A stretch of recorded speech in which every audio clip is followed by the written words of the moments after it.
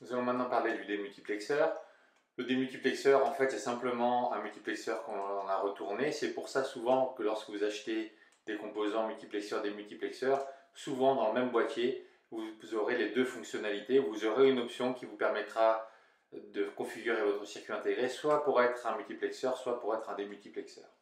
Donc, dans le cas du démultiplexeur, cette fois-ci, ce que l'on va faire, c'est qu'on va passer de la série au parallèle, c'est-à-dire en fait, j'ai une seule entrée et j'ai plusieurs sorties.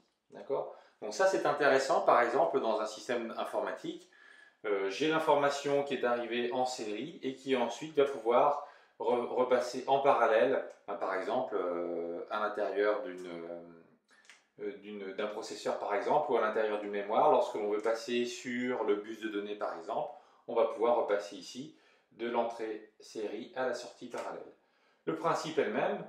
Pour savoir sur quelle sortie je vais envoyer la donnée qui est en entrée, je vais utiliser ici un bus d'adresse. D'accord? Donc pareil ici, j'ai un bus d'adresse de 2 bits, j'aurai ici donc 4 valeurs en sortie. Okay? Donc ça c'est le même principe. Je le rappelle ici, c'est quand même important. Donc si le bus d'adresse est de n bits,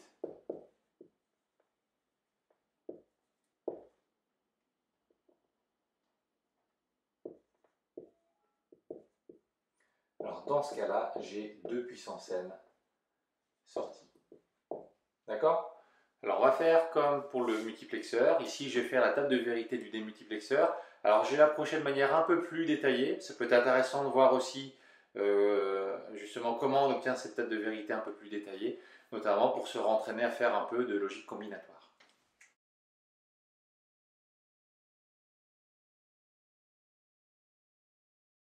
Nous allons étudier de manière un peu plus approfondie la table de vérité du démultiplexeur. Là, l'objectif, il est plutôt simple, c'est simplement se rentraîner à faire de la logique combinatoire. D'accord? Donc, ici, si je prends par exemple, lorsque A1 et A0 valent 0, donc c'est ce groupe que j'ai ici. D'accord? En entrée, je peux avoir les valeurs 0 ou les valeurs 1. Donc, en sortie, j'aurai les valeurs 0 ou les valeurs 1. Et ensuite, pour S1, S2, S3, d'accord? Ici, ça n'a pas d'importance ce que l'on aura. Ok? Si maintenant, je sélectionne avec 0 et 1 pour A1 et A0, ce qui va se passer, c'est que je vais envoyer la donnée sur la sortie S1. D'accord? Donc ça veut dire que là, en entrée, si j'ai 0, j'aurai 0 sur 1. Si j'ai 1 sur en entrée, j'aurai 1 sur S1, etc. D'accord? Ensuite, pareil, donc là, je vais le remarquer ici, ça c'est pour la sortie 0, ça c'est pour la sortie 1. J'arrive donc ici à la sortie 2. La sortie 2, donc les données qui sont en entrée vont être envoyées sur la sortie 2. Donc si j'ai 0 en entrée, j'ai 0 en sortie. Si j'ai 1 en entrée, j'ai 1 en sortie. Voilà. Et pareil pour la sortie 3.